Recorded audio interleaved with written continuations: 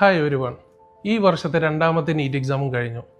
ഇന്ത്യയിലും കേരളത്തിലുമായി ആയിരക്കണക്കിന് സ്റ്റുഡൻസിനും പാരൻസിനും സീരിയസ് ആയി MBBS അഡ്മിഷനെ കുറിച്ച് തിങ്ക് ചെയ്യുന്ന ടൈമാണിത്. ഈവൻ MBBS എബ്രോഡ് ഓപ്ഷനെ കുറിച്ചാണെങ്കിലും അവർക്ക് ഒരുപാട് ഡൗട്ട്സ് ഉണ്ട്. ഏത് കൺട്രി ചൂസ് ചെയ്യണം, ഏത് യൂണിവേഴ്സിറ്റി ചൂസ് ചെയ്യണം, ഫ്യൂച്ചറിൽ അവർ എവിടെ പ്രാക്ടീസ് ചെയ്യണം, അങ്ങനെ യൂറോപ്പ് കൺട്രീസിൽ പ്രാക്ടീസ് ചെയ്യണം എന്നാണ് ആഗ്രഹം എന്നുണ്ടെങ്കിൽ ആ യൂണിവേഴ്സിറ്റിക്ക് എന്തൊക്കെ അക്രിഡേഷൻസ് വേണം, അവരുടെ ബഡ്ജറ്റ് എങ്ങനെ പ്ലാൻ ചെയ്യണം, ഈ കാര്യങ്ങളെക്കുറിച്ച് ഡിസ്കസ് ചെയ്യാൻ നമ്മളോടൊപ്പം ഇന്നൊരു ഡോക്ടർ ജോയിൻ ചെയ്യുന്നുണ്ട്. Welcome doctor.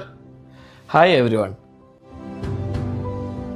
Doctor, MBBS abroad choose ചെയ്യുമ്പോൾ സ്റ്റുഡൻസും പാരൻസും ഏറ്റവും കൂടുതൽ ചെയ്യുന്ന മിസ്റ്റേക്ക് എന്താണ്? കറണ്ട് സിറ്റുവേഷനിൽ മോസ്റ്റ് ഓഫ് ദി സ്റ്റുഡൻസും പേരൻസും ഫോക്കസ് ചെയ്യുന്നത് ട്യൂഷൻ ഫീസ് അല്ലെങ്കിൽ യൂണിവേഴ്സിറ്റി റാങ്ക് ആണ്.